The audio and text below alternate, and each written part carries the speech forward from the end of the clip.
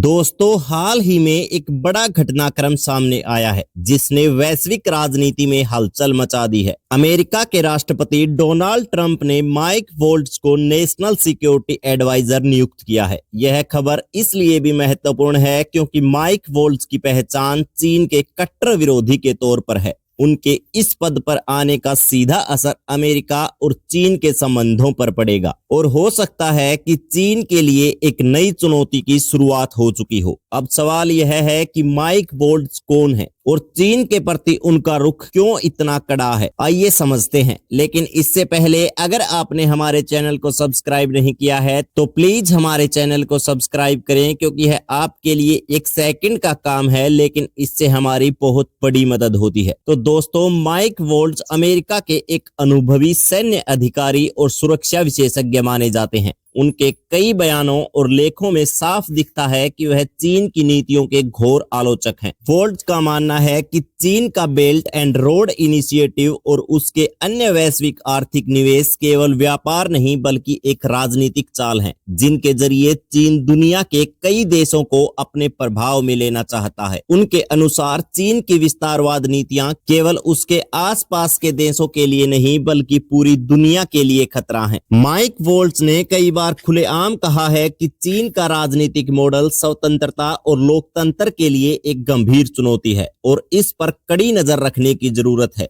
ऐसे में ट्रंप का इन्हें नेशनल सिक्योरिटी एडवाइजर नियुक्त करना एक स्पष्ट संकेत है कि अमेरिका अब चीन पर और अधिक दबाव बनाने के लिए तैयार है। इस नियुक्ति के बाद चीन पर इसका क्या असर पड़ेगा? इस सवाल का जवाब कई पहलुओं से जुड़ा है। सबसे पहले तो माइक वॉल्ट्ज की रणनीति में यह बात शामिल है कि चीन को अंतर्राष्ट्रीय मंच पर अकेला किया जाए। चीन की आर्थिक और राजनीतिक नीतियों को चुनौती देने के लिए वह अमेरिका के साथियों को भी प्रेरित करेंगे कि वे चीन के खिलाफ एकजुट हों। इसके अलावा वह यह भी सुनिश्चित करेंगे कि चीन की तकनीकी कंपनियों पर कड़ी निगरानी रखी जाए ताकि कोई संवेदनशील डेटा चीन के हाथ न लग सके। इसके अलावा यह फैसला एशिया में चीन के पड़ोसी देशों को भी प्रोत्साहित कर सकता है कि वे चीन के बढ़ते प्रभाव के खिलाफ आवाज उठाएं। इससे एशिया में भारत, जापान और दक्षिण कोरिया जैसे देशों को अपनी सुरक्षा नीतियों को और मजबूत करने का अवसर मिलेगा। अमेरिका और चीन के बीच यह दुश्मनी अचानक से नहीं आई है। 2018 में जब ट्रंप राष्ट्रपति थे, उन्होंने चीन के साथ ट्रेड वॉर शुरू की थी। उस समय चीन पर सैकड़ों अरब डॉलर के टैरिफ लगाए गए थे और कई चीनी कंपनियों पर तो पाबंदियां भी लगा दी गई। इसके अलावा उन्होंने चीन की तकनीकी कंपनियों पर भी कड़े कदम उठाए थे, जिसमें हुआई जैसी कंपनियां शामिल हैं। ट्रंप ने चीन को अमेरिका की सुरक्षा के लिए एक खतरा करार दिया था और यह माना जा रहा है कि माइक वॉल्ट्ज के आने के बाद यह रुख और भी सख्त हो सकता है। माइक वॉल्ट्ज के नेशनल सिक्योरिटी एडवाइजर बनने का असर न केवल अमेरिका चीन संबंधों पर पड़ेगा बल्कि वैश्विक राजनीति में भी कई महत्वपूर्ण बदलाव ला सकता है। इसमें सबसे बड़ा बदलाव यह होगा कि दुनिया के कई देश चीन के खिलाफ और अधिक कड़े कदम उठाने के बारे में सोच सकते हैं। इसका सीधा असर चीन की आर्थिक और सैन्य शक्ति पर पड़ सकता है। इसके अलावा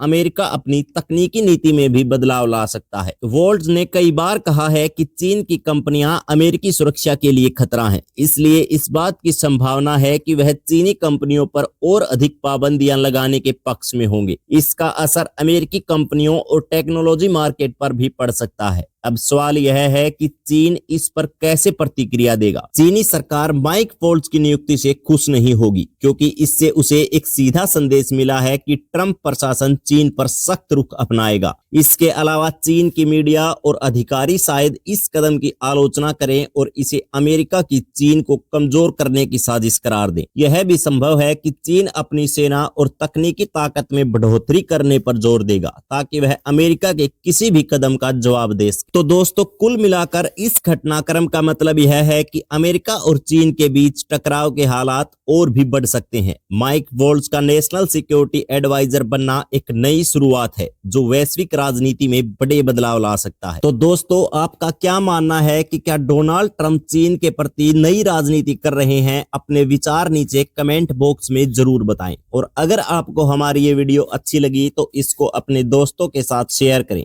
जय हिंद, जय भारत, धन्यवाद।